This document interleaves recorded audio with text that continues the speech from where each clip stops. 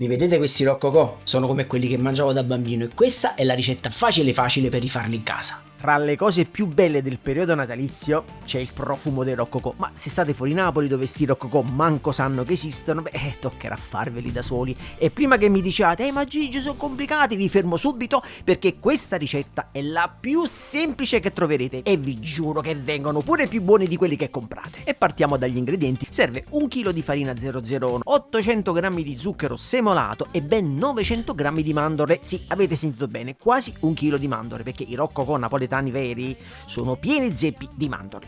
A parte che dà quel sapore tipico, cioè le scorze di agrumi. Ci servono infatti 2 arance, un limone e 3 bucce di mandarini, tutti biologici, poiché useremo anche le scorze. Poi ci sta il pisto e ne servono 25 grammi. L'ammoniaca per dolci poi sono 2 grammi, 150 grammi di canditi, io uso arancia e cedro, 50 grammi di miele, una bacca di vaniglia e 2 pizzichi di sale. Per la parte liquida ci servono 200 ml di succo fresco di arance e ci aggiungiamo poi 100 ml di acqua. E infine per la decorazione ci serviranno 2 uova, 2 cucchiaini di zucchero e 100 g di mandorle non tostate. Primo step, le mandorle vanno tostate leggermente, cioè non troppo scure, se no poi in cottura si bruciano. Vi consiglio di farle in forno a circa 160-170 gradi per circa 8-10 minuti. Appena le togliete, le versate su un piatto e le fate raffreddare completamente. Questo è veramente importante, devono essere completamente fredde prima di tritarle. Nel frattempo che si raffreddano grattugiamo le arance e il limone, in questo modo qui,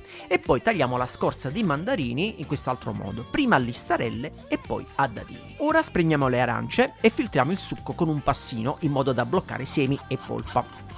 Uniamo i 100 ml di acqua al succo e mettete tutto in un pentolino. Scaldate a fuoco basso, deve soltanto intiepidirsi. Aggiungiamo il miele e cominciamo a mescolare per scioglierlo. Quando è sciolto, togliete il pentolino dal fuoco e aggiungete i 2 grammi di ammoniaca per dolci e mescolate bene. Se la aggiungete con il pentolino sul fuoco, l'ammoniaca evapora e perdete l'effetto. A questo punto le mandorle sono raffreddate e possiamo cominciare a tritarle possibilmente a mano. Devono rimanere grossolane, tipo così, ci devono stare quei pezzetti belli grossi che poi quando mordi il roccocò senti quella croccantezza delle mandorle. Io uso un coltello, ma in teoria potreste usare anche un mattarello. Questa è forse la parte più noiosa, ma vi assicuro che ne varrà la pena. E ora ripariamo la nostra fontana. Faccio questo bel cratere tipo Vesuvio al centro. Andiamo a versare tutto lo zucchero, le scorze di agrumi grattugiate, le scorze a dadini dei mandarini, il pisto, i canditi e le bacche di vaniglia che vanno aperte e raschiate in questo modo per riuscire a prendere tutti i semi. E ringrazio mia moglie per avermi spiegato come fare.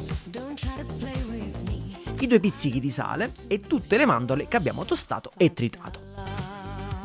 E infine uniamo il composto di acqua, spremuta di arance, miele e ammoniaca. E ora cominciamo a mescolare il tutto. Potete farlo a mano, con un cucchiaio di legno o con una frusta danese come la mia.